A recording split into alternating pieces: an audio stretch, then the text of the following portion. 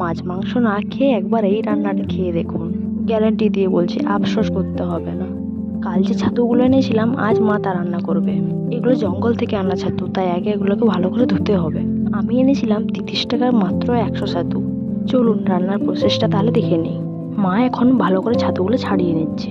ছাড়িয়ে নেওয়া হয়ে গেলে এখানে নুন আর হলুদ দিয়ে ভালো করে ভিজিয়ে রাখতে হবে। এরপর 3টে আলু ছোট ছোট করে কেটে নিচ্ছে। মেহেন্দি তো সবাই পড়েছো, মেহেন্দির গাছ কজন দেখেছো একটু জানাবে। এটা সেই মেহেন্দির গাছ মা এনেছে, আজ লাগাবে।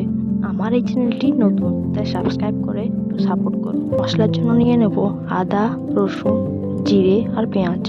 এরপর ভিজিয়ে রাখা ওই ছাতুগুলো ভালো করে ভেজে নেব। ভেজে নেওয়ার পর এই কটা মাত্র ছাতু হয়ে গেল। ছোট ছোট করে কাটাটা আলুগুলো সেদ্ধ করে এর মধ্যে দিয়ে দিতে হবে। এরপর ভালো করে ভেজে নিয়ে আবার কড়াই বসিয়ে ওর মধ্যে ফোড়ন দিয়ে কুচিয়ে রাখা পেঁয়াজ দিয়ে দিতে হবে এবং তার ভালো করে ভেজে নিয়ে স্বাদ মতো নুন, তার মধ্যে আদা বাটা, জিরে বাটা ও রসুন বাটাও দিয়ে দিতে হবে।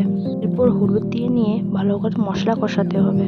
তার মধ্যে কুচিয়ে রাখা টমেটোও দিয়ে দিতে হবে। এরপর ভেজে রাখা আলু ও ছাতুর ভাজাটি দিয়ে দিতে হবে। এরপর জল দিয়ে কিছুক্ষণ ফুটিয়ে নিলে ছাতুর তরকারি রেডি।